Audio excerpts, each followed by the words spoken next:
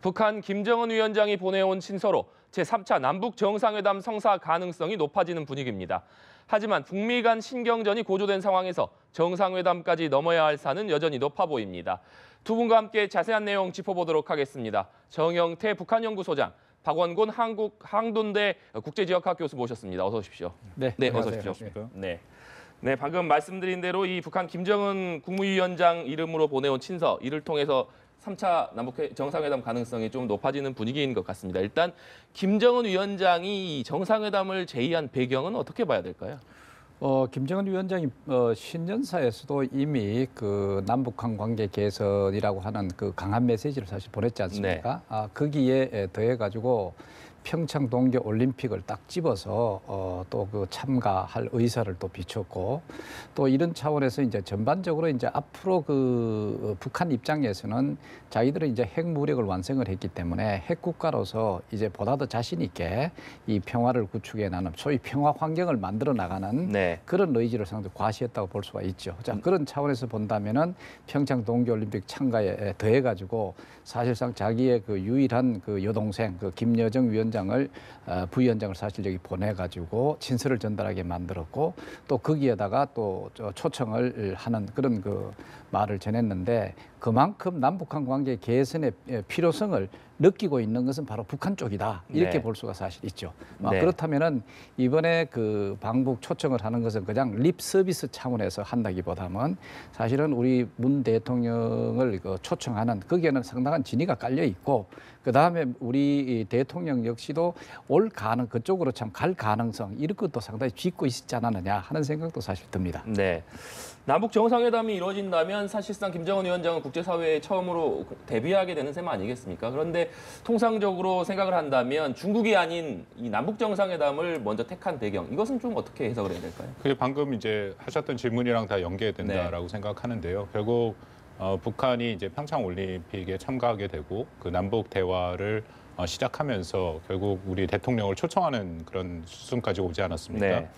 저는 기본적으로 작년 11월 29일 북한이 화성 15형 발사한 이후에, 그리고 올 초에 이제 신년사, 김정은의 신년사가 나오면서 국면이 전환될 것은 어느 정도 예측을 했습니다. 그러니까 북한이 이미 11월 29일 날 핵무력 완성을 선포를 했지 않습니까? 네. 그 의미는 이제 북한이 방금 우리 정영태 소장님 말씀하신 것처럼 핵 보유국이다라는 거죠. 핵 보유국이 완성이 됐으니까 그 다음 수순으로서는 당연히 북한이 핵 보유국으로서 정상적인 기능을 하는 국가가 돼야 된다라는 것을 보여주는 거죠. 그래서 평창 올림픽에 참가한 것도 열병식을 하고 그 다음 날 바로 올림픽 개막식에 참석을 하고, 그런 모습을 통해서 이른바 이제 핵 있는 평화라는 것을 지금 한국과 국제사회에 계속 메시지를 보내고 있다라고 생각을 합니다. 네. 그 연장선상에서 이제 뭐 북한 나름대로 고민을 했겠죠. 그 어느 파트너를 먼저 선택을 하겠느냐. 뭐 당연히 미국과 먼저 접촉을 했고, 뭐 이미 알려진 것처럼 미국과 적지 않은 그런 대화의 채널을 유지하면서 물밑에서 접촉을 했지만, 결국은 그 미국과 북한 간의 조건이 맞지 않았다라는 거고요. 거기에 반해서 이제 한국의 우리 정부는 지속적으로 대화의 중요성을 강조를 했기 때문에 이제 그런 측면에서 한국과를 먼저 파트너로 선택한 것이다라고 생각을 합니다. 네, 지금 북한과 미국 간의 물밑 접촉이 지속적으로 이뤄져 왔다, 이런 말씀을 해주셨는데, 그렇다면 지금 펜스 부통령은 우리나라를 방문한 상황에서 사실상 북한과의 접촉 이루어지지 않고 무산된 상황에서 돌아가지 않았습니까? 그렇다고 한다면 앞으로 북한과 미국 간의 어떤 접촉이 계속적으로 이루어질 가능성을 어떻게 전망해 볼 수 있을까요? 물밑 접촉이 가장 활발했던 것은 이제 작년 하반기라고 생각이 되고요. 네. 사실 작년 하반기 9월 달에 한국과 미국의 연합훈련 UFG, 을지 프리덤 가디언 같은 경우에는 규모를 축소를 했습니다. 그거는 이제 브룩스 한미 사령관이 직접 밝혔고요. 이제 그 당시에 그 틸러슨 미국 국무장관도 얘기한 것처럼 적어도 3개의 채널을 유지를 하면서 북한과는 뭐 대화를 하고 있다라고 확인을 했었습니다. 거기서 서로 이제 조건을 좀 맞춰봤는데, 결국 이제 북한이 그것을 다 조건이 서로 안 맞고 11월 29일 날 화성 15형을 발사를 한 거죠. 네. 그 이후부터 이제 미국은 아마 대화의 이제 문을 좀 많이 닫았다라고 생각을 하고, 그리고 이제 신년사로 넘어가면서 결국은 말씀하신 것처럼 펜스 부통령이 와서 지금 그 미국의 정책을 사실은 온몸으로 보여주고 간 것이다라고 네. 생각을 합니다. 굉장히 미국의 입장이 더 완강해졌고요. 대화의 문턱이 지금 이전보다, 제가 말씀드린 그 전보다 더 높아졌습니다. 뭐 기억들 하시겠지만 작년 같은 경우에는 틸러스 국무장관이 조건 없는 대화까지 얘기를 했었거든요.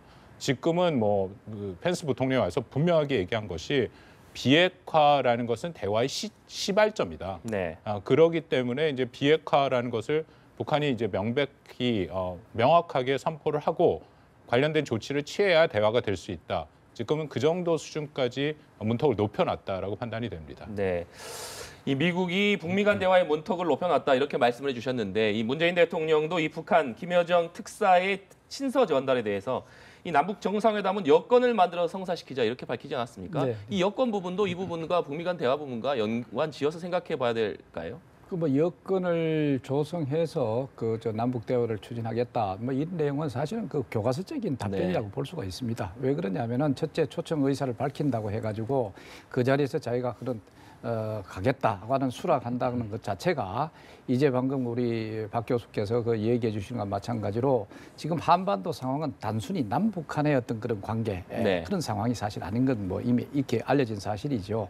그게 바로 이제 북한의 그 핵 미사일 문제라고 볼 수가 있고 이런 차원에서 지금 북한이 핵을 유지하고 있는 상황에서 지금 이 동북아의 어떤 환경이라고 이 안보 환경이라고 하는 것은 사실 이 평화적 환경이라고 볼 수는 없죠. 그러나 북한은 이것을 가지고 평화적 환경이라고 얘기를 하고 있습니다. 왜냐하면 자기들이 이제 미국이 기본적으로 그 핵미사일과 가지고 우리 한반도라든가 이쪽에 그 군사적으로 전쟁을 일으키려고 한다. 네. 이런 식으로 되기 때문에 자기들이 이제 핵 대국이 되기 때문에 그런 위협에 더 이상 무서워하지 않는다거나 이것을 두려워하지 않는다는 어떤 그런 메시지를 또 보내고 있고 이런 상황에서 지금 미국 간에 어떤 의미에서 그 상당히 그 기싸움을 하고 있다고 볼 수가 있죠. 그렇다면 이제 미국은 미국으로서 이제는 비핵화가 돼야 뭔가 대화가 되는데 쭉 이래 이제 그 물밑 접촉을 통해서 해보니까 사실 이 비핵화라고 하는 것은 온데간데 없고 네. 오히려 북한이 핵을 오히려 강화시키는 쪽으로 주장을 해나가고 있다는 것이죠. 예를 들면 이렇죠. 사실은 이게 수평적 핵 확산을 지금 관심을 두고 있는 게 미국이라는 거예요. 수평적 핵 확산은 딴 게 아니고 핵 국가라고 하는 것이 한 개 국가에서 10개 국가로 늘어나고 10개 국가에서 20개 국가로 늘어나는 것을 막는 것이 수평적 핵 확산을 그 막는 그런 측면이거든요. 그러나 이제 북한은 이제 수평적 이 핵 확산에 대해서는 더 이상 자기들은 관심이 없다는 거죠. 왜냐? 자기들은 핵 국가니까. 이제는 핵 국가로서 미국이 만약에 핵 탄두를 뭐 7,000기를 갖고 있으면은 자기들은 한 200기 갖고 있다 칩시다. 예를 들면 네. 그러면 서로가 이게 핵 감축이라는 차원에서 핵 국가끼리 그런 대화는 가능하되 비핵화라고 하는 소위 수평적 핵 확산이라고 하는 비핵화 차원에서는 자기들은 전혀 관심이 없다. 자, 이것을 확인하고 있는 상황이니까 이제는 미국으로서는 북한에 대해서 강경한 입장을 견지할 수밖에 없는 거죠. 그래서 이제까지는 단순히 이제 그 소위 유엔 안보리를 통해 가지고 뭐 경제적 제재라든가 여기에 초점을 두고 또 보다 더 거기 가서는 또 트럼프 정부 들어와서는 더 강화시킨 것이 군사적 핵옵션 이것을 어떤 쓸 가능성을 훨씬 더 높여왔죠. 그런데 여기에 또 더해가지고 지금 하나 더 추가를 했습니다. 물론 이제까지도 쭉 간헐적으로 제기해오기는 했습니다만은 그게 바로 뭐냐면은 바로 북한에 대한 인권 문제를 제기하기 시작했습니다. 네. 이걸 보통 제기하는 것이 굉장히 그 강화하고 공격적으로 이것을 이제 더했다고 한다는 것은 바로 이제 북한에 대한 여러 가지 그 뭐라 그럴까 비핵화 목표를 달성하기 위해서는 대화보다는 압박을 통해서 백기를 들도록 만들겠다는데 지금 이제 방향을 설정했다고 볼 수가 있거든요. 자, 이렇게 본다면은 사실 미북 대화는 굉장히 어려워지는 거죠. 이것을 이제 벗어나기 위해 가지고 사실은 북한은 이제 한반도에 있어서 평화적 환경을 만든다라고 하는 차원에서 우리 정상회담도 하고 그다음에 또 여러 가지 그 어떤 남북한 교류라든가 이런 것을 활성화시킴으로써 자, 우리끼리는 평화적으로 잘하고 있는데 네. 왜 너희들이 자꾸 개입이냐 하는 이러한 그 소위 비핵화 노력을 위한 뭐 군사적 압박이라든가 이런 데 대한 부정적 여론을 확산시킬 수 있는 그런 기회를 만들어가는 형태로 이게 지금 전개되고 있는 것이 아닌가 이래 판단을 해볼 수가 있습니다. 네, 이 북한의 강력한 대북 압박 제재를 오히려 부정적으로 보이게 하려고 하는 의도가 있다 이런 말씀이신데 그렇다고 한다면 그런 차원으로 본다면 이번에 북한이 제안한 남북 정상회담 시기적인 부분도 관심을 끌고 있지 않습니까? 언제쯤 이 정상회담이 가능할 것으로 좀 전망을 하십니까? 뭐 시기를 우리가 확인하기 위해서는 일단 여건이 중요하죠. 우리 문 대통령이 어제 답변한 것처럼 여건이 조성되기를 바란다. 한다라고 했는데 그 여건이 빨리 조성이 되면 시기가 앞당겨질 수도 있다라고 생각합니다. 저는 여건이 이제 두 가지 측면인데요. 하나는 북한의 어떤 전향적인 비핵화 조치가 이뤄지는 거죠. 네. 그래서 뭐 미북 대화가 좀 열린다든지 어떤 돌파구가 마련될 경우에 그럴 경우에는 남북 정상회담을 위한 여건이 어느 정도는 충족이 돼서 가능하다라고 보고요. 또 하나는 이것은 이제 뭐 우리 정부가 바로 어제 받았으니까 많이 고민을 할 거다라고 생각을 하는데 이건 뭐 저 개인적인 견해기는 합니다만은 이런 방법도 가능할 거다라는 생각을 합니다. 오히려 남북 정상회담에서 비핵화 문제를 다루겠다. 그러니까 우리 대통령이 방북을 하면서 이번에 정상회담의 기본적인 핵심 의제는 비핵화 문제다. 네. 그래서 지금 뭐 비핵화 문제가 전혀 돌파구를 마련하지 못하고 있으니까 우리가 한국이 가서 한번 북한이랑 허심탄회하게 한국의 대통령, 북한의 위원장이 만나서 한번 비핵화 문제를 논의하겠다. 저는 그것도 하나의 여건이 될 수 있다라고 생각을 합니다. 이제 물론 그것이 뭐 가능성이 그렇게 크지는 않고 특히 북한의 기본적인 입장은 우리 정 소장님 말씀하신 것처럼 한국이랑은 뭐 전혀 비핵화의 빗자도 지금 꺼내지 않고 이것은 뭐 아주 철저하게 미국과 북한과의 문제다라는 그런 입장이기 때문에 쉽지는 않겠지만 저는 그 방향으로 노력을 하면 또 나름대로의 가능성을 찾을 수도 있지 않을까. 그런 판단입니다. 네. 참 저도 거기에 더해 가지고 얘기를 들으면 저도 비슷한 생각인데 사실은 이제 그 앞으로 이 남북 정상회담이 가능하게 되려면은 우선적으로 그 카드는 사실 북한에 있다고 네. 볼 수가 있죠. 항상 그랬죠, 맞지 않습니까? 우리가 정상회담을 요구를 하고 거기에서 이제 북한이 받는 건데 그 대신 조건이 사실 있었던 거죠.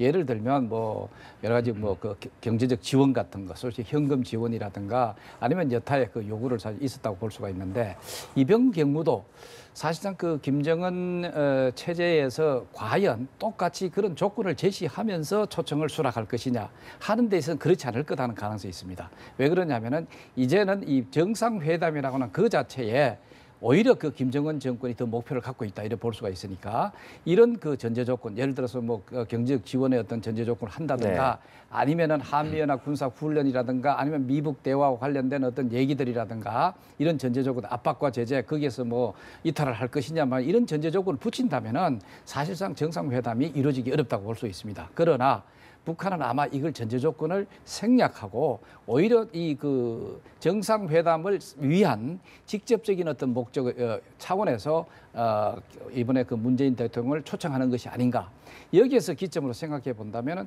우리 정부로서도 그렇습니다. 사실 이 정상회담이라고 하는 것은 실무적인 정상회담 차원에서 본다면은 어떤 정상회담 할 수가 있습니다. 꼭 이제 방금 얘기해 주신 대로 자 그럼 실무가 뭐냐? 우리 주 내용은 결국은 북한의 비핵화를 위해서 남북한 정상 간에 허심탄회한 그런 그 얘기를 할 기회를 갖도록 하겠다. 그리고 여타 다른 것도 우리가 논의를 하도록 하겠다. 이런 것을 기치로 내건다면은 북한과 우리 그 문재인 정부와의 어떤 그런 그 판단 이런 것은 하나의 어떤 접점을 찾을 수가 있는 거죠. 그렇다면은 생각 외로 우리 예상 외로 이 정상회담이 빨리 추진될 가능성도 우리가 배제할 수 없다 이런 판단을 해볼 수가 있습니다. 네, 지금 미국이 남북 정상회담, 이 북한의 남북 정상회담 제의에 대해서 이 한국과 긴밀하게 접촉하고 있다 이런 메시지만 내놓지 않았습니까? 네네. 이 부분도 지금 그렇다면 정상회담 의제, 비핵화 관련된 의제와 관련해서 우리 정부하고 그 문제를 좀 논의를 시작할 수 있다 이렇게 해석을 해야 될까요? 그것은 미국이 말이죠. 이 정상회담에 나름대로 기대를 걸 가능성도 또 없잖아 있습니다. 왜 그러냐면 사실 미국이 지금 북한을 비핵화를 위한 방법이 거의 소진돼 있습니다. 소진돼 유일하게 지금 압박하고 그리고 또 군사적인 옵션 어떤 가능성을 또 제시하고 인권적 이게 전부 다 압박입니다. 이 압박 외에는 다른 방법이 사실 없다고 판단을 했으니까 그렇다고 해서 자기들이 정상회담을 뭐 미국하고 북한하고 정상회담을 하자고 할 수도 없고 그렇다면은 우리 정부를 통해 가지고 오히려 그 김정은 정권 의사라든가 어떤 판단을 좀 바꾸게 할 수 있는 그런 기회도 만들 수 있다. 이렇게 좀 전향적으로 생각을 할 수 있을 텐데 아마 이런 가능성이 조금 떨어지긴 합니다만은 그래도 여전히 그 가능성으로 남아있다 이렇게 볼 수도 있죠. 그 가능성을 살리기 위해서는 저는 두 가지 정도의 조건을 미국에게 분명하게 하면은 뭐 전혀 불가능하다고는 생각지 않습니다. 이제 미국이 남북관계 개선, 특히 뭐 남북 간의 정상회담이 있다라면 우려하는 것이 두 가지인데요.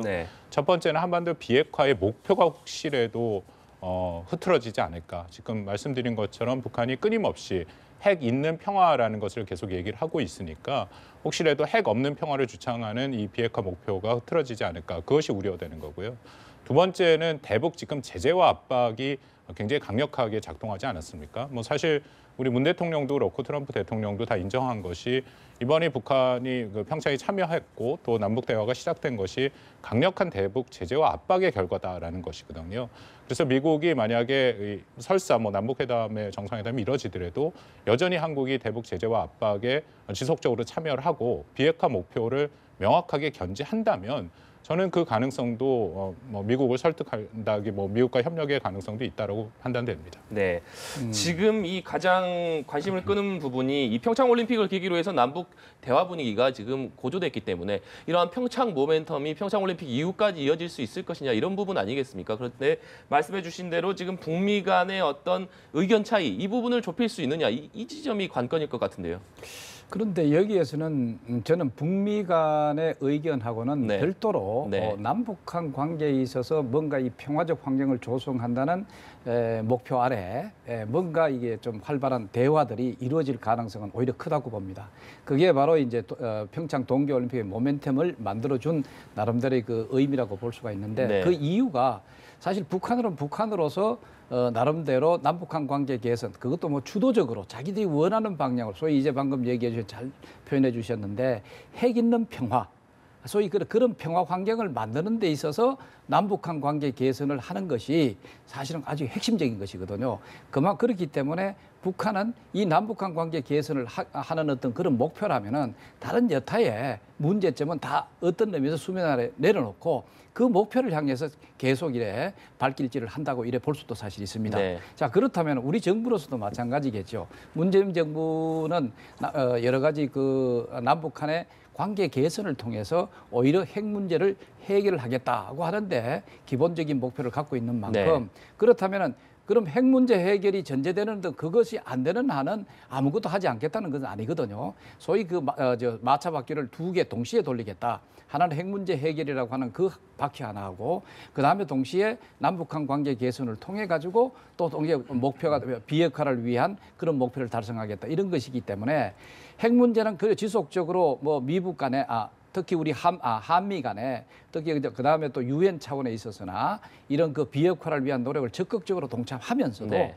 우리는 우리대로 남북한의 어떤 그 관계 개선을 위한 직접적인 노력을 하겠다. 이래 또 이 맞받아 가는 측면이 사실 있습니다. 그렇기 때문에 앞으로 남북한 관계는 남북 양측이 필요한 그런 방법으로 나가는 한 사실은 여러 가지 대화는 지속될 가능성이 크다 이래 볼 수도 있습니다. 네, 일단 이 투트랙 전략에 대해서 말씀을 해주셨는데 일단 평창 올림픽이 끝나고 나면 일단 지금은 한미 연합훈련을 연기한 상태이기 때문에 올림픽이 끝나는 대로 한미 연합훈련이 다시 재개될 가능성이 높지 않겠습니까? 이 부분에 있어서 역시 북한이 어떻게 반응하느냐 이 부분도 관심일 것 같은데요. 뭐 북한은 바로 어제까지 지속적으로 한미 연합훈련의 중단을 네. 지금 계속 얘기를 하고 있죠. 김정은이 신년사에서도 일종의 조건같이 이제 내건 것이 한미 연합훈련의 중단, 그리고 미국의 전략자산의 한반도 전개 중단을 얘기를 했고 그 이후에도 뭐 계속 얘기가 되고 있습니다. 그래서 저는 1차적으로 남북 정상회담을 포함해서 이제 이른바 우리가 포스트 평창이라고 불리는 평창 이후에 이 전반적인 한반도 정세의 1차 고비는 역시 연합훈련이다라고 생각을 하고요.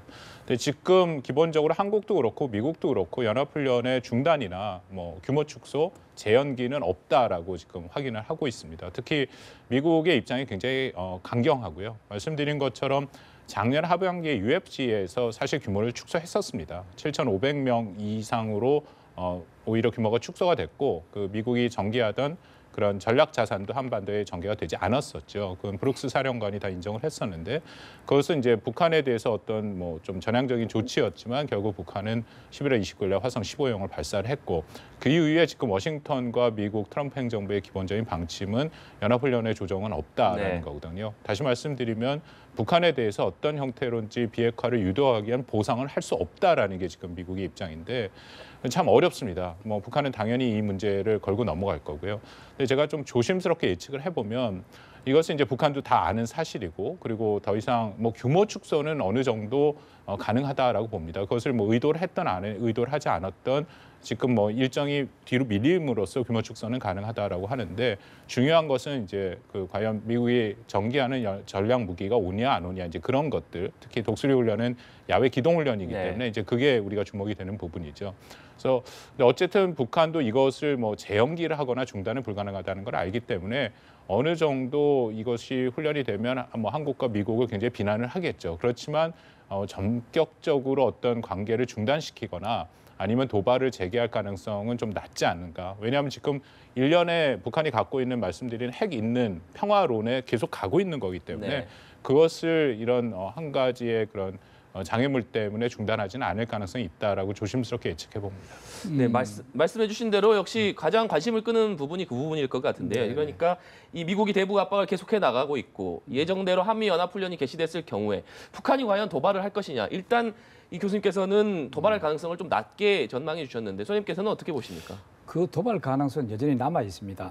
앞으로 그 남북한 관계 개선이 되가 여러 가지 대화라든가 이런 회담이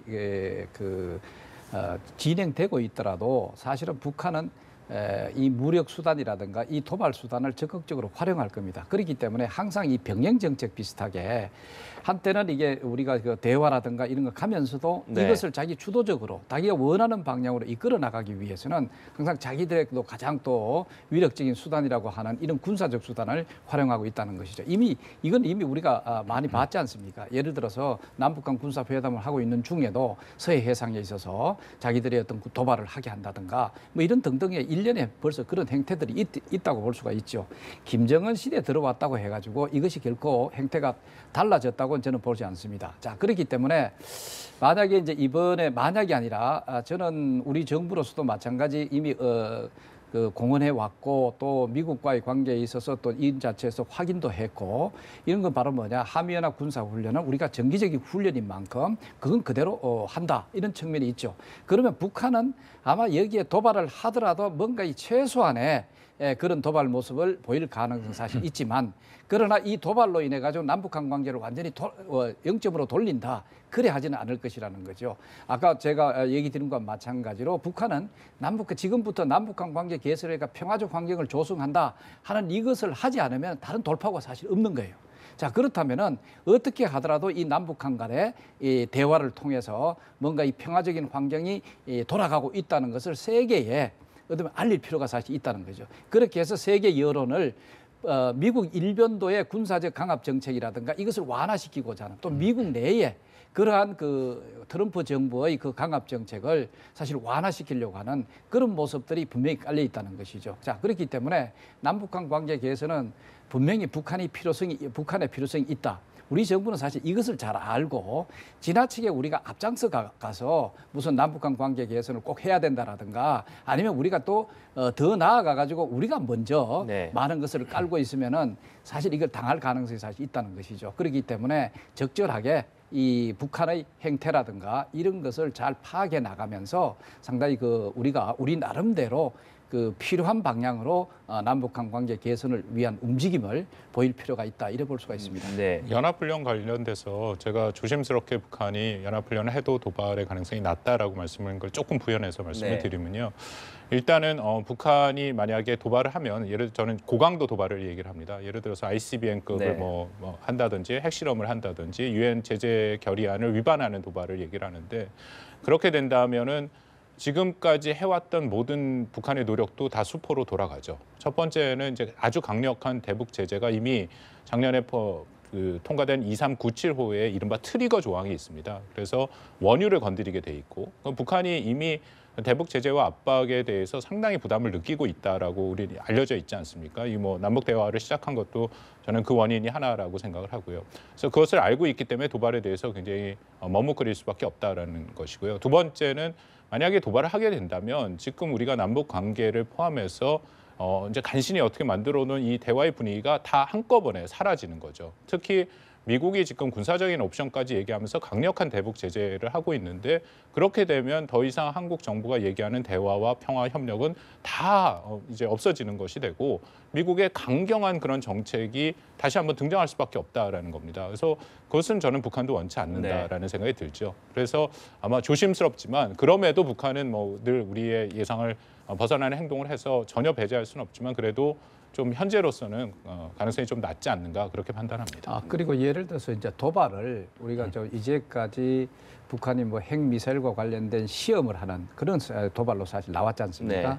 이제는 북한이 어떤 의미에서 우리 남한의 어떤 정서를 건드리는 그런 도발을 할 가능성이 다시 또 발휘할 가능성이 있다 이래 볼 수가 있습니다. 예를 들면 뭐 서해안에 있어서 뭐 자기들이 뭐 여러 가지 핑계를 대고 또 다시 충돌을 일으키게 한다든가 그렇게 함으로써 사실은 남북한은 다시 군사적 긴장 속으로 들어가게 됩니다. 자, 이 군사적 긴장 속으로 들어가는 그 여러 가지 핑계를 우리 정부에 둘 가능성이 있고 아니면 대미 비난 차원에서 이것을 그쪽으로 화살을 돌릴 가능성이 있죠.